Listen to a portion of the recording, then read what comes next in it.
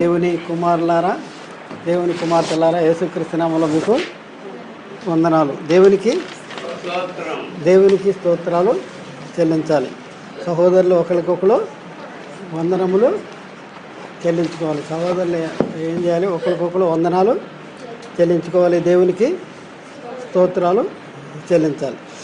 అయితే ఇప్పుడు మనం బైబిల్ గ్రంథంలో ఒక వచనాన్ని మనం చదువుతాం. యోబు గ్రంథంలో 14వ అధ్యాయము 1 నుంచి 5 వచనాలు.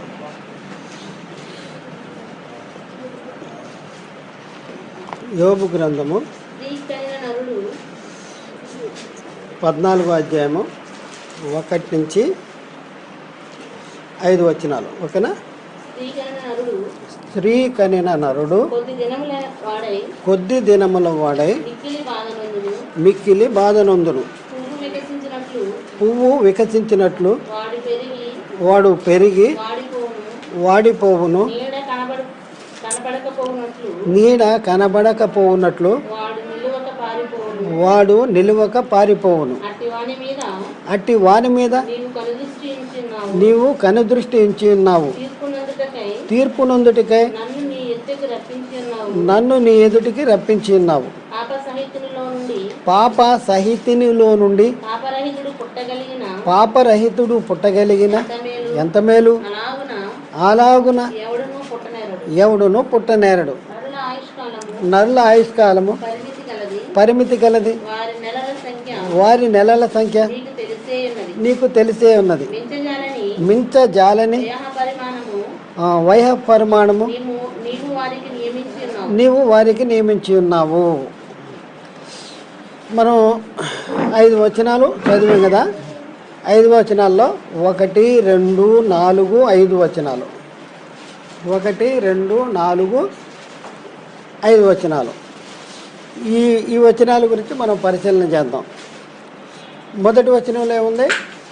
స్త్రీ కనిన నరుడు కొద్ది దినముల వాడే మిక్కిలి బాధ నొందును. రెండవ వచనంలో ఏముంది? స్త్రీ కనిన నరుడు. రెండవ వచనంలో మనం పై వచనంలోంచి తీసుకుందాం. స్త్రీ కనిన నరుడు పువ్వు వికసించినట్లు పెరిగి వాడిపోవును. వాడిపోవును అని ఉంది కదా. ఎవరు వాడిపోతాడు? స్త్రీ కనిన నరుడు ఏమవుతాడంట? పువ్వు వికసించినట్లు పెరిగి వాడిపోవును. మళ్ళీ స్త్రీ కనిన నరుడు నీడ కనబడకపోవునట్లు వాడు నిలువక పారిపోవును. 4వ వచనం, 5వ వచనం చదవండి. నరుని ఆయుష్కాలము అంటే నరుని ఆయుష్కాలం అంటే ఎవరి ఆయుష్కాలము?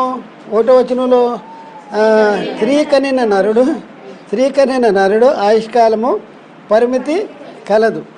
స్త్రీ కనిన నరుని నెలల సంఖ్య నీకు తెలిసే ఉన్నది.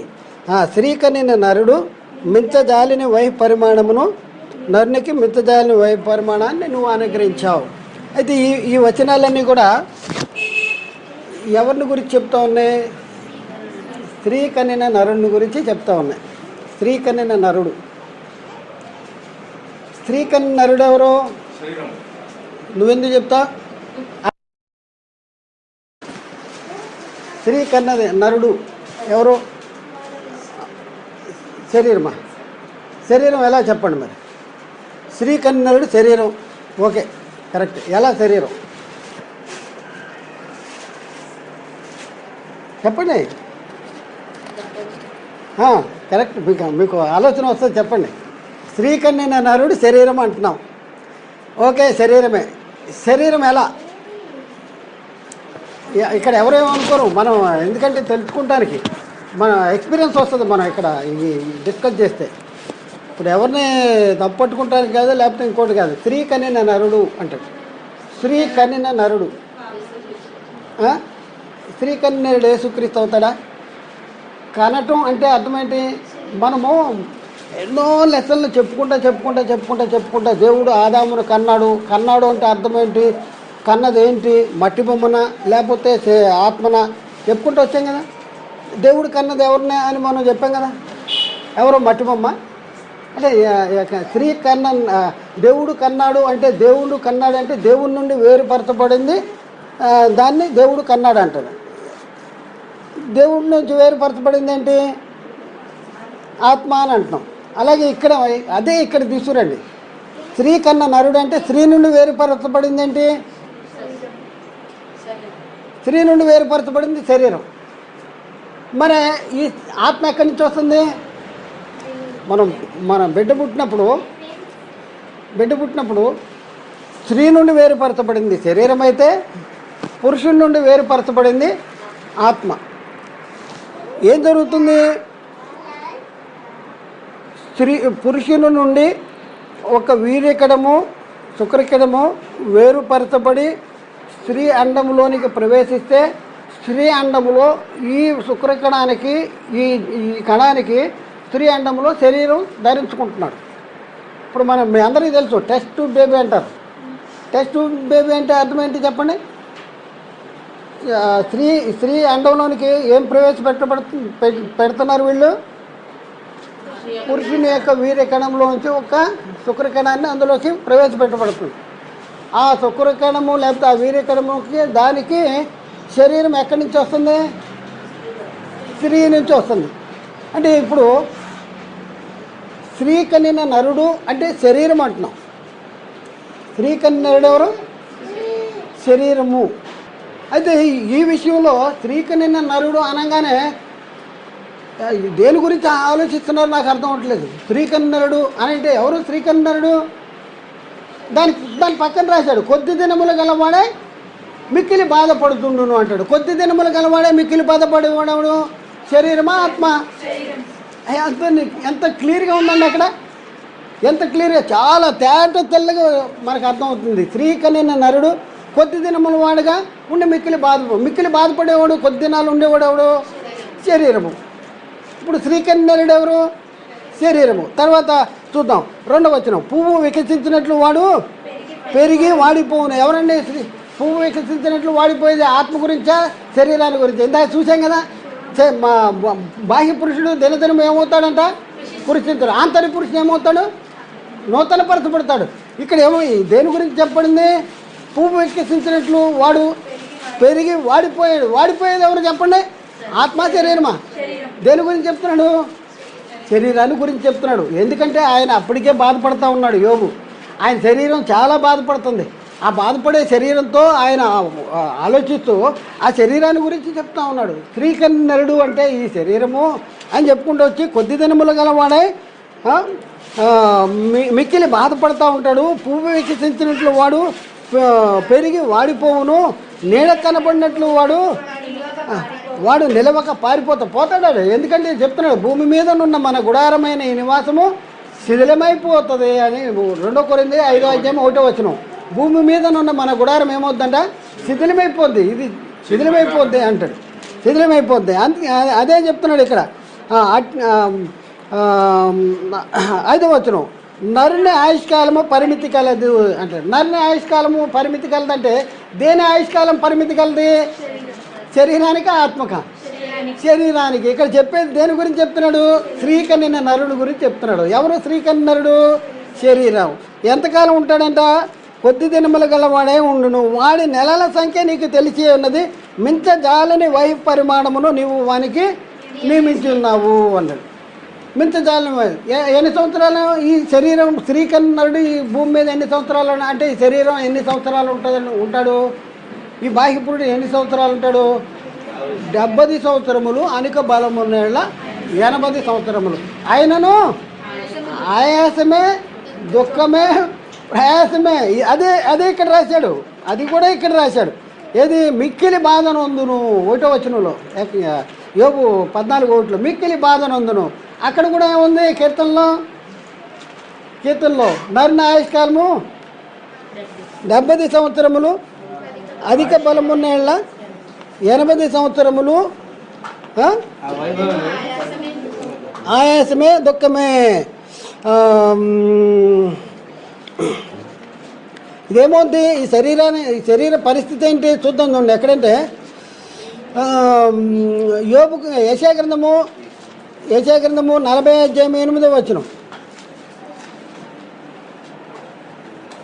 గడ్డి ఎండిపోవును. 37:2 కీర్తన 37 అధ్యాయము 37 వారి గడ్డి వల్లనే త్వరగా ఎండిపోదురు, పచ్చని కూర వల్లనే వాడిపోదురు. చాలండి. ఆ తర్వాత యాకోబు 1 అధ్యాయం 10-11. యాకోబు 1 అధ్యాయం 10-11. యాకోబు 1 అధ్యాయం 10-11. ఏలైనగా గడ్డి పువ్వు వల్ల గతించిపోయేది ఎవరండి? ఇతడు గడ్డి పువ్వు వల్ల గతించిపోవును. సూర్యుడు ఉదయించును, వడగాలి కొట్టును, గడ్డి మార్చివేయగా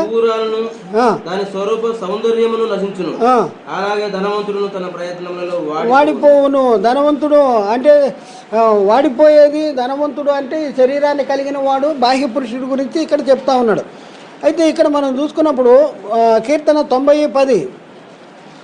కీర్తన 90:10. మా ఆయుష్కాలము 70 సంవత్సరములు. మా ఆయుష్కాలము 70 సంవత్సరములు. అధిక బలమున్న 80 సంవత్సరములగును. ఆయనను వాటి వైభవము ఆయాసమే దుఃఖమే. ఆయాసమే దుఃఖమే. ఆయాసము దుఃఖమే అంటున్నాడు. అయితే ఇక్కడ మనం చూసుకున్నప్పుడు 1 పేతురు పత్రిక 1 అధ్యాయం 23-25. 1 పేతురు 1 అధ్యాయం 23-25. మీరు క్షయబీజము నుండి కాక శాశ్వతమగు జీవము గల దేవుని వాక్య మూలముగా అక్షయ బీజము నుండి పుట్టింపబడిన వారు కనుక నిష్కపటమైన సహోదర ప్రేమ కలుగునట్లు. 23 1 పేతురు 1 అధ్యాయము. అదే సార్, అది ఎక్కడ నుంచి? ఏలైనగా సర్వ శరీరులు గడ్డిలు పోలిన వారు. చదవండి. సర్వ శరీరులు గడ్డి పోలిన వారు, వారి అందమంతయు గడ్డి పువ్వులే ఉన్నది. గడ్డి ఎండును, దాని పువ్వును రాలును. ఎవరి గురించి చెప్తున్నాడు? సర్వ శరీరుల గురించి చెప్తా ఉన్నాడు. సర్వ శరీరులు గడ్డిని పోలిన వారు, వారి అందమంతయును గడ్డి పువ్వు వలె ఉన్నది. గడ్డి ఎండును, దాని పువ్వు రాలును అనేసి చెప్తా ఉన్నాడు. తర్వాత యాకోబు పత్రిక 4 అధ్యాయం 13-16. యాకోబు పత్రిక 4 అధ్యాయం 13-16. నేడైనను రేపైనను ఒకనొక పట్టణమునకు వెళ్ళి అక్కడ 1 సంవత్సరం నుండి వ్యాపారం చేసి లాభం సంపాదించము రండి అని చెప్పుకుని వారు రేపేమి సంభవించను మీకు తెలియను. మీ జీవం ఏపాటిది? మీరు కొంతసేపు కనబడి అంతలో మాయమైపోవు ఆవిరి వంటి వారు. ఎవరు వీళ్ళు? కొంతసేపు కనబడి అంతలో మాయమైపోయేవాళ్ళు శరీరాల, ఆత్మల? శరీరాలు. తర్వాత మనం యోబు 14:5లో నరుల ఆయుష్కాలముకి పరిమితి కలది, వారి నెలల సంఖ్య నీకు తెలిసే ఉన్నది అనేసి అక్కడ చెప్తా ఉన్నాడు. మరి ఇప్పుడు ఆంతర్య పురుషుడి గురించి ఒకసారి ఆలోచిద్దాం. యోబు గారు బాహ్య పురుషుడి గురించి చెప్పాడా, ఆంతర్య పురుషుడి గురించి చెప్పాడా? కొద్ది దినములు స్త్రీ కన్నాడు, కొద్ది దినములు గలవాడే మిక్కిలి బాధపడతాడు అనేది ఆంతర్య పురుషుడి గురించి చెప్పాడా? అంటే ఆంతర్య పురుషుని ఆయుష్కాలం ఎంత అంటే నిత్యము జీవించేవాడు. ఎందుకు నిత్యము జీవిస్తాడు? ఎక్కడి నుంచి విడిపోయాడు? దేవుళ్ళలోంచి విడిపోయాడు. దేవునికి ఆది అంతము లేదు, మనకి కూడా ఆది అంతము లేదు. మనకంటే అర్థం ఏంటి? ఆత్మలకి ఆది అంతం లేదు. ఒకప్పుడు దేవుల్లో ఉన్నాం, ఇప్పుడు దేవుల్లో విడిపోయాం. ఒకప్పుడు దేవుల్లో దేవుడిగా ఉన్నాం, ఇప్పుడు దేవుడి నుండి విడిపోయి కుమారుడైన దేవుడిగా ఉన్నాం. ఇప్పుడు మళ్ళీ యోబు గ్రంథానికి వచ్చేద్దాం. యోబు గ్రంథం 14 అధ్యాయంలో 1-4 వరకు మనం ఆలోచిద్దాం. అంటే స్త్రీ కన్నుడు కొద్ది దినములు గలవాడే. అంటే ఇక్కడ మనం గమనించండి, స్త్రీ కనిన నరుడు కొద్ది దినములు గలవాడే మిక్కిలి బాధ పొందును అంటే దేని గురించి చెప్తున్నాడు? శరీరాన్ని గురించి చెప్తా ఉన్నాడు. ఇంకా కిందకు వద్దాం. పువ్వు వికసించినట్లు వాడు పెరిగి వాడిపోవును, నీడ కనపడకపోనట్లు వాడు నిలువక పారిపోవును. 4వ వచనం. పాప సహితినిలో నుండి పాపరహితుడు పుట్టగలిగిన ఎంత మేలు, అలాగూ ఎవడును పుట్టనేరడు అని అంటాడు. ఇదండి మనకి ఇక్కడ డౌట్ వచ్చేసింది. అసలు పాప సహితుడు ఎవరు, పాపరహితుడు ఎవరు? ఇది మనకి డౌట్ వచ్చేసింది. పాప సహితుడు నుండి పాపరహితుడు పుట్టిన ఎంత మేలు, అలాగే ఎవడు పుట్టనేరడు అని అంటున్నాడు. అనేటప్పటికల్లా చాలామంది ఏమంటున్నాయంటే మనిషి ఆదాము మంచోడే. ఆదాము ఎప్పుడైతే తప్పు చేశాడో ఆదాము పాపం చేయటం వలన లోకంలోనికి పాపం వచ్చేసింది. కాబట్టి ఆదాము తర్వాత పుట్టిన పిల్లలందరూ కూడా ఎలా పుడుతున్నారంటే పుడుతున్నారు అనే చెప్తా ఉన్నారు. ఆదాం తర్వాత పుట్టే పిల్లలు ఎలా పుడతారంట? పాపం చేశాడు కాబట్టి పాప సహితుడు. ఎవరు పాప సహితుడు? ఆదాం పాప సహితుడు. పాప సహితుడు కాబట్టి పుట్టిన పిల్లలందరూ కూడా పాపంతోనే పుడుతున్నారు అనేసి ఈ వచనాన్ని అప్లై చేస్తున్నారు. పాప సహితుని నుండి పాప రహితుడు పుట్టిన ఎంత మేలు, అలాగే ఎవడు పుట్టడు అనేసి ఉంది కనుక పాప సహితుడు ఎవరంటే ఆదాం పాప సహితుడు. ఆదాము పుట్టిన పిల్లలందరూ కూడా మనం అందరం కూడా ఆదాము చేసిన పాపమే మనకు వస్తుంది. మనం పాపం చేయకపోయినా ఆదాము చేసిన పాపమే మనకు వస్తుంది అని చెప్తా ఉన్నారు. కానీ ఈ మాటలు తప్పు. ఆదాము చేసిన పాపం మనకు వస్తుంది అనేది తప్పు. ఇక్కడ ఏమంటాడు? పాప సహితుని నుండి పాపరహితుడు పుట్టిన ఎంత మేలు అని అంటాడు. పాప సహితుని నుండి పాపరహితుడు పుడితే ఎంత మేలు, అలాగే ఎవడు పుట్టనేరుడు అని అంటున్నాడు. ఇది ఇక్కడ పాప సహితుడు ఎవరు, పాపరహితుడు ఎవరు? ఇక్కడ యోబు గారు దేని గురించి చెప్తున్నాడు? ఇది మనకు కావాలి. శరీరాన్ని గురించి చెప్తున్నాడు. శరీరాన్ని గురించి చెప్తున్నాడు. యోబు గారు దేని గురించి చెప్తున్నాడు? శరీరాన్ని గురించి చెప్తున్నాడు. పాప సహితమైన శరీరములో నుండి పాప రహితమైన శరీరము పుట్టగలిగిన ఎంత మేలు, అలా ఎవడు పుట్టనేరడు. స్త్రీకనిన నరుడు గురించి చెప్తా ఉన్నాడు. స్త్రీకనిన నరుడు ఏ శరీరం వస్తుంది? స్త్రీకని నరుడు మళ్ళీ ఇదే శరీరం వస్తుంది కదా, ఇదే శరీరం వస్తుంది. యోబు గారు ఏమంటున్నారంటే స్త్రీకనిన నరుడు ఈ నరుడు పాప సహితునిలో నుండి పాపరహితుడు పుట్టిన ఎంత మేలు అంటాడు. మామూలుగా ఎలా పుడుతున్నారు? ఈ శరీరం పాప సహితమైన శరీరంలోంచి శరీరం మళ్ళీ ఎలా పుడుతుంది? మళ్ళీ అదే శరీరం పుడుతుంది. ఆ శరీరం కాకోకుండా మహిమ శరీరం పుడితే ఎంత మేలు, మహిమ శరీరం పుడితే ఎంత మేలు. ఎప్పటికీ నిత్యం ఉండే శరీరం ఏది చెప్పండి? నిత్యమైన గుడారము ఎక్కడుంది మనకి? శరీరము ఎలా ఉంటుంది? క్షయమైనదిగా విత్తబడి అక్షయమైనదిగా లేపబడుద్ది. ప్రకృతి సంబంధమైన శరీరముగా విత్తబడి ఆత్మ సంబంధమైన శరీరంగా లేపబడుద్ది. శరీరం లేపబడేది. యోబు గారు ఏమంటున్నారంటే స్త్రీకి పుట్టినప్పుడే అసలు ఆత్మ సంబంధమైన శరీరంగా పుడితే ఎంత బాగుంటుంది, పాప రహితమైన శరీరంగా పుడితే ఎంత బాగుంటుంది. ఇక్కడ కూడా పాప సహితుని నుండి పాపరహితుడు పుట్టిన ఎంత మేలు అన్న మాట శరీరాన్ని గురించి చెప్తా ఉన్నాడు. స్త్రీ కనిన నరుడు ఈ శరీరము పాప సహితమైన శరీరంగా పుడుతుంది. కానీ పాపరహితమైన శరీరంగా అక్షయ శరీరంగా పుడితే ఎంతో మేలు కదా. అక్షయ శరీరానికి పాపం ఉంటుందా? అక్షయ శరీరం పాపానికి సంబంధించిందా? పాపానికి సంబంధించింది కాదు. అక్షయ శరీరానికి ఎంతకాలం ఉంటుంది? అది కొద్ది కాలం ఉంటుందా? అక్షయ శరీరం కొద్ది కాలము ఉండదు, ఎప్పటికీ ఉంటుంది. క్షయమైన చూద్దాం చూడండి. 2 కొరింథీ 5వ అధ్యాయము 1 నుంచి చదువుదాం. భూమి మీద మన గుడారమైన ఈ నివాసము శిథిలమైపోయినను చేతి పని కాక చూడండి, దేవుని చేత కట్టబడినది అది కావాలండి. ఏంటంటే నివాసము నిత్యమైనది నివాసము పరలోకమందు మనకున్నదని ఎరుగుదము. ఏంటి? నిత్యమైన నివాసం కావాలంట. ఆ పాప రహితమైన నివాసం, పాపము లేని పాప సహితం కాదు, పాపరహితమైన నివాసం కావాలి. పుట్టితే ఎంత మేలు అంటున్నాడు. పాప సహితుని నుండి పాపరహితుడు పుట్టిన ఎంత మేలు. ఈ యోబు గారు చెప్పేది ఆత్మ గురించి కాదు, శరీరాన్ని గురించి చెప్తున్నాడు. స్త్రీ కనిన నరుడు అంటే శరీరం. స్త్రీ కనిన నరుడు ఎలాంటి వాడికి పుడుతున్నాడు? చెప్పండి. ఈ శరీరంలో ఏదైనా మంచిది ఉందా? ఈ శరీరాన్ని గురించి ఒకసారి ఆలోచిద్దాం. దేవుడు ఈ శరీరాన్ని ఎక్కడి నుంచి తీశాడు? ఇప్పుడు యోబు గారు పాప సహితుడు నుండి పాపరహితుడు పుట్టిన ఎంత మేలు అంటాడు. పాప సహితుడు ఎవరిలో పాపం ఉంది? పాపం ఎవరిలో ఉంటుంది? దేనిలో పాపం ఉంటుంది చెప్పండి? శరీరంలో పాపం ఉంది. నా శరీరంలో మంచిది ఏది లేదని నేను ఎరుగుదును అంటాడు. ఎందుకంటే మేలైనది చేయవలనని కోరిక కలుగుతున్నది కానీ దాన్ని చేయటం నాకు కలగట్లేదు. నా శరీరంలో మేలేది లేదు, మేలైనది ఏదీ లేదు అంటాడు. ఈ శరీరము ఎప్పటి నుంచి ఇది శరీరము ఇల్లో పాప స్వభావం ఉంది. అంటే పాప స్వభావం అంటే దేవుని ఆజ్ఞను లోబడినటువంటి స్వభావం ఎప్పటి నుంచి ఉంది ఈ శరీరంలో? చెప్పండి, బాగా చెప్తున్నారు.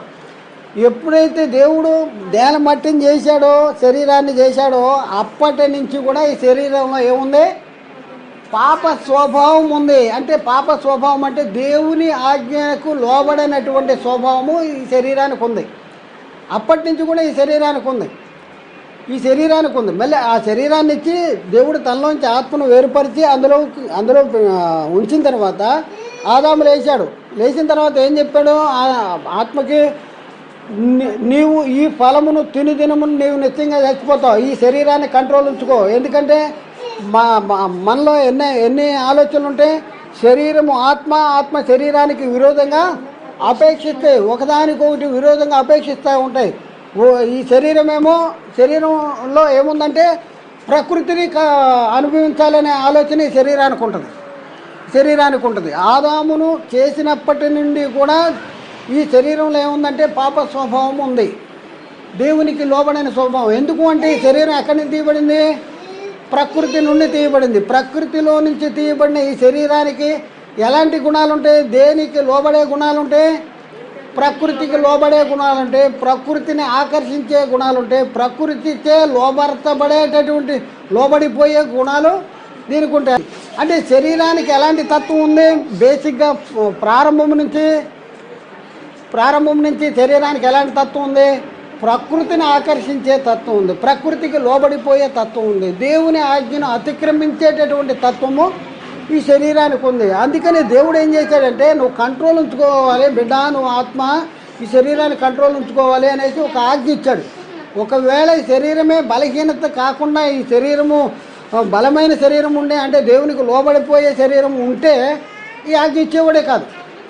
ఎప్పుడైతే దేవుడు ఆజ్ఞ ఇచ్చాడో, ఇచ్చిన తర్వాత కూడా ఏం చేశాడు ఆదాము? నేను నా ఆత్మ శరీరానికి లోబడిపోయి శరీర దురాశలకు లోబడిపోయి శరీరం ఏది చెప్తే అది అంటే అంటుంది అనేటప్పటికి ఏమైపోయాడు? ఆజ్ఞను అతిక్రమించాడు. ఆజ్ఞ అతిక్రమణ ద్వారా ఏమొచ్చింది? పాపం వచ్చింది. పాపము ద్వారా ఏమొచ్చింది? మరణం వచ్చింది. ఆజ్ఞ అతిక్రమణ పాపం ద్వారా మరణం వచ్చేసింది. ఎక్కడొచ్చింది? లోకంలోనికి పాపం వచ్చింది. మరి తర్వాత ఆదాముకి పుట్టారు కదా, ఆదాముకి పుట్టారు పిల్లలు. ఆదాముకి కయ్యూను హేబేలు పుట్టారు కదా. మరి కయ్యూను హేబేలు పుట్టిన వెంటనే పాపులుగా పుడుతున్నారా? లేకపోతే వాళ్ళు అంటే ఇప్పుడు పాపం అనేది దేనికి ఆరోపించబడుతుంది? ఆదాము తప్పు చేశాడు కదా. శరీరంలో పాప స్వభావం ఉంటుంది, అది ఎవరిలోనే ఉంటుంది. ఇప్పుడు మనలో కూడా ఉంటుంది కానీ ఇప్పుడు మనం ఏం చేస్తున్నాం అంటే ఈ శరీరము, దాని ఇచ్చులు, దురాశలు అన్నిటికీ సెలవు వేస్తున్నాం. ఇప్పుడు క్రీస్తు దగ్గరికి వచ్చిన వాళ్ళు ఆత్మచేత శరీర క్రియలను చంపుతున్నాం, ఇవన్నీ సెలవు వేస్తున్నాం, ఇవన్నీ చేస్తున్నాం. అయితే ప్రతి మానవుల్లో కూడా ఏముంటుంది? శరీరంలో రెండు మనసులు ఉంటాయి, రెండు తలంపులు ఉంటాయి. శరీరానుసారమైన మనసు ఉంటుంది, ఆత్మానుసారమైన మనసు ఉంటుంది. కాబట్టి ఇప్పుడు ఆదాము పాపం చేసినప్పుడు పాపము దేనికి ఆరోపించబడింది? ఆత్మకు ఆరోపించబడింది. కానీ అంతకుముందే శరీరంలో పాప స్వభావం ఉంది, ఆత్మకి పాపము ఆరోపించబడింది. పిల్లలు పుడితే ఆదాముకు పుట్టిన పిల్లలకి యాజిటీజ్గా మళ్ళీ దేవుడు ఆదాము చేసినప్పుడు ఎలాంటి శరీరం ధరించుకున్నాడో అదే శరీరం వస్తుంది. అంటే వాళ్ళ శరీరాల్లో ఏమున్నాయి? పాప స్వభావం ఉంది, శరీరంలో పాప స్వభావం. కానీ ఆత్మ మాత్రం పుట్టిన ఆదాము నుండి విడిన ఆత్మకు మాత్రం, విడిన కయ్యూని హేబేల ఆత్మలకు మాత్రం పాపము లేదు. మళ్ళీ వాళ్ళు ఎప్పుడు పాపులుగా మారుతారు? వాళ్ళకి ఇవ్వండి శరీరాలని దేవుని పనికి లోబడకుండా దేవునికి వ్యతిరేకమైన పనులు చేస్తే అప్పుడు వాళ్ళు పాపులుగా తీర్చబడతారు. కయ్యూని ఎప్పుడు పాపుగా తీర్చబడ్డాడు? పుట్టిన వెంటనే పాపుగా తీర్చబడ్డా? లేకపోతే ఆ పాప శరీరాన్ని దేవుని పనికి వాడుకోకుండా దేవునికి వ్యతిరేకమైన పనికి వాడినప్పుడు ఆదామన కయ్యూనికి పాపం ఆరోపించబడిందా? ఎప్పుడు పాపిగా మారాడు కయ్యూను? ఎప్పుడు దుష్టుని సంబంధిగా మారాడు? అతిక్రమించినప్పుడు, దేవునికి వ్యతిరేకంగా జీవించినప్పుడు కయ్యూనికి పాపం అనేది ఆరోపించబడింది. అంటే బై బర్త్ పుట్టిన వెంటనే మనం ధరించుకునే శరీరంలో ఏముంటుంది చెప్పండి? ఈ శరీరము పాప స్వభావం ఉంటుంది. పాప స్వభావము ఈ శరీరంలో ఏముంటుంది? పాప స్వభావం ఉంటుంది. ఎప్పుడు ఎప్పుడు మరి ఆత్మ మాత్రం పరిశుద్ధంగానే ఉంటుంది. విడిపోయిన ఆత్మ మాత్రం ఎప్పుడు పరిశుద్ధంగా ఉంటుంది.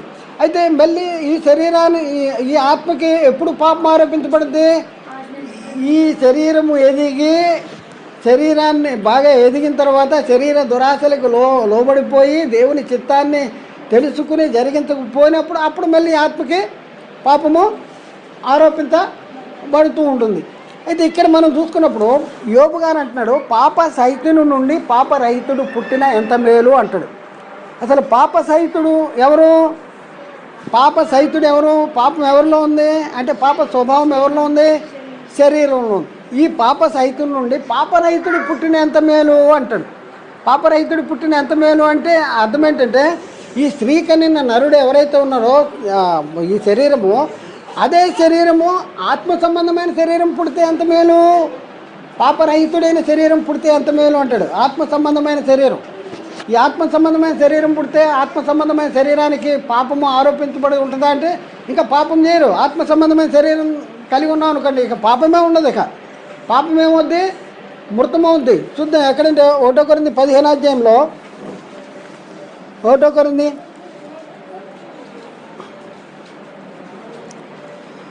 15వ అధ్యాయము 53వ వచనం కానించి, క్షయమైన ఈ శరీరము అక్షయతను ధరించుకోవలసి ఉన్నది. చూడండి, ఈ శరీరం ఏది ధరించుకోవాల్సి ఉన్నది?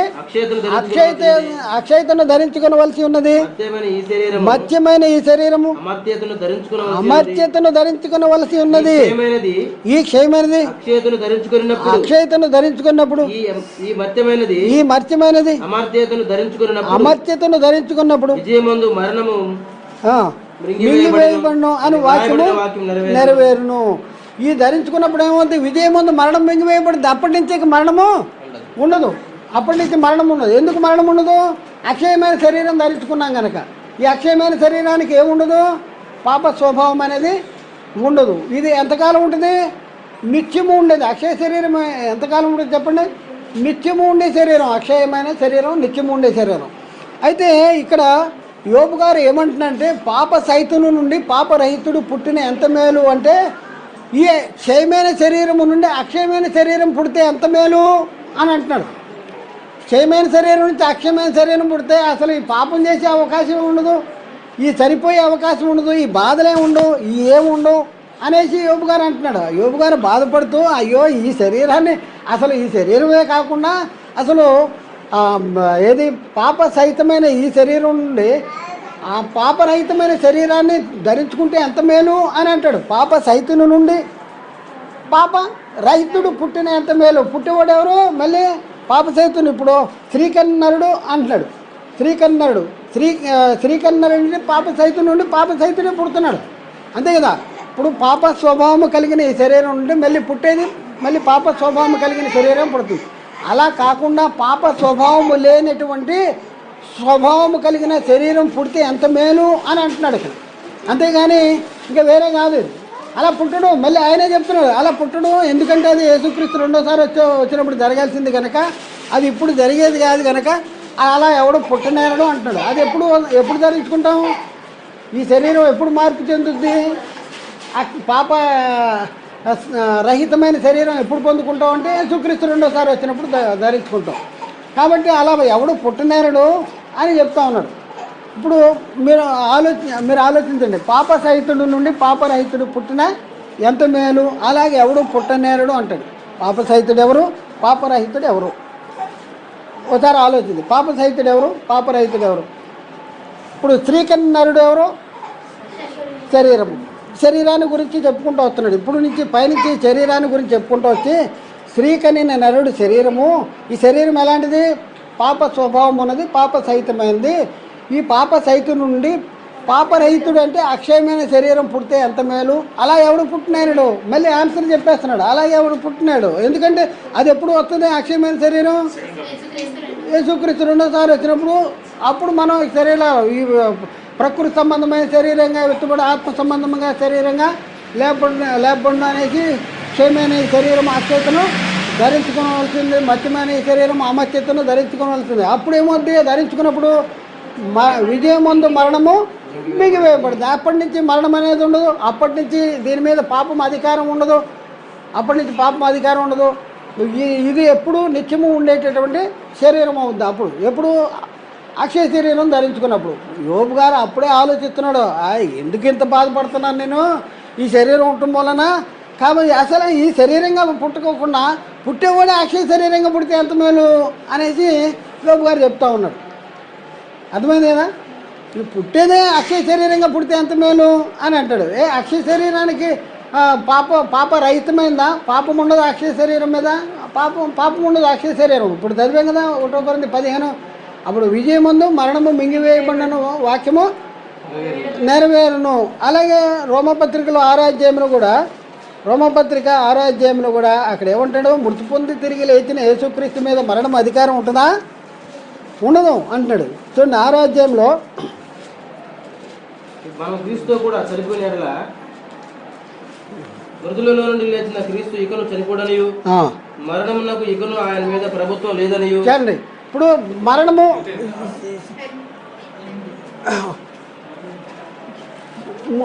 మృతుల్లోండి తిరిగి లేచిన యేసుక్రీస్తు చనిపోతాడా? మళ్ళీ చనిపోతాడా అంటే యేసుక్రీస్తు చనిపోతాడంటే ఆయన ధరించుకున్న అక్షయ శరీరం లేచినప్పుడు ఏ శరీరం ధరించుకున్నాడు? అక్షయ శరీరం ధరించుకున్నాడు. అక్షయ శరీరం ధరించుకున్న ఆయన మళ్ళీ చనిపోతాడా అంటే చనిపోడు. మరణం ఆయన మీద ప్రభుత్వము లేదు అని చెప్తా ఉన్నాడు. ఆయన మీద ప్రభుత్వం లేదని ఎక్కడ 6వ అధ్యాయంలో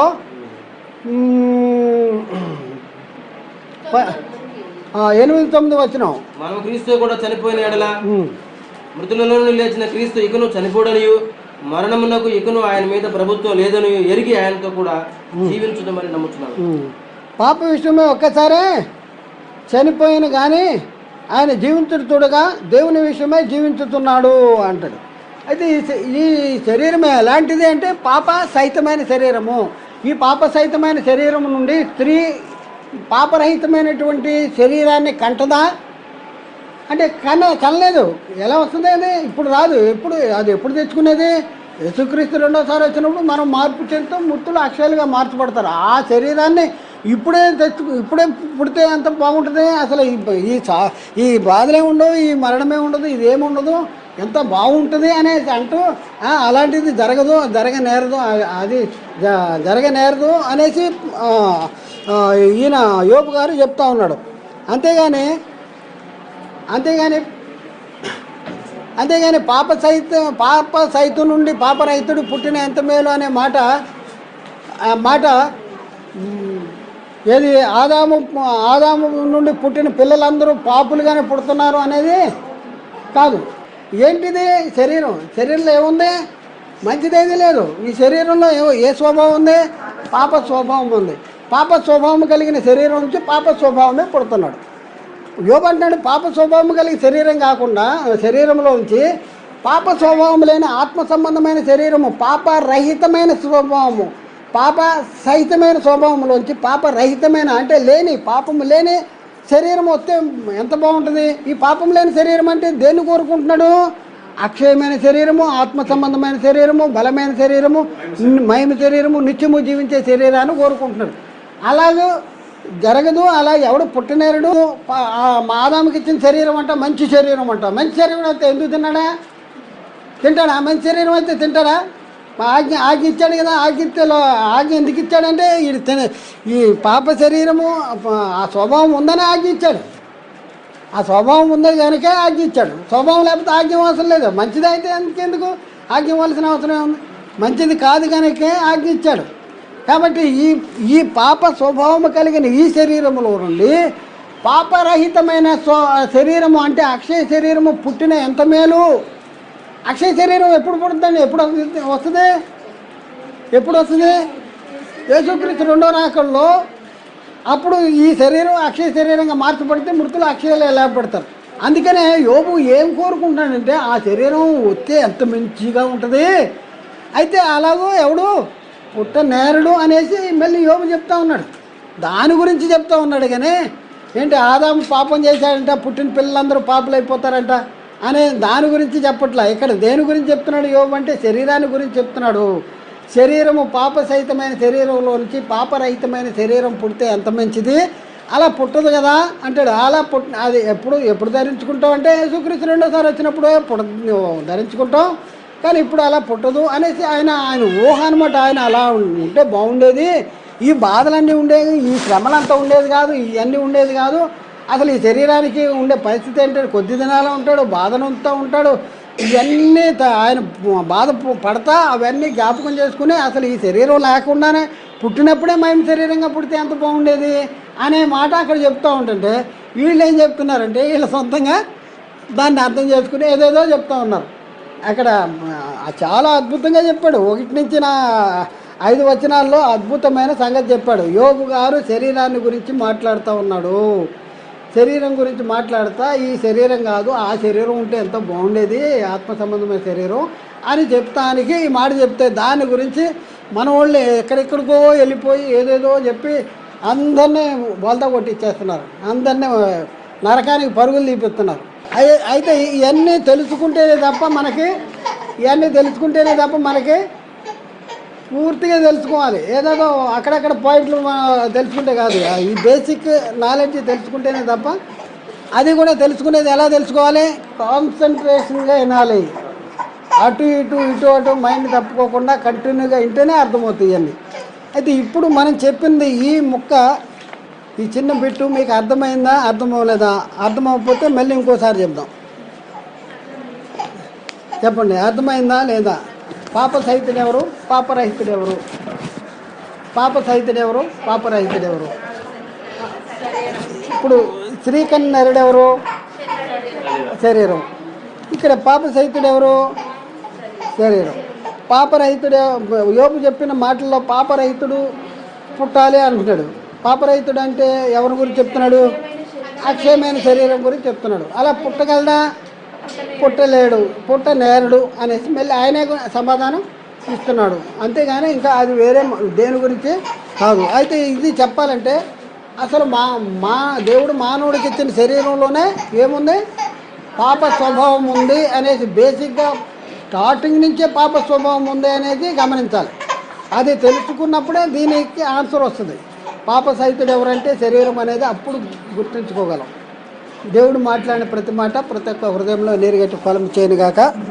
ఆమేన్.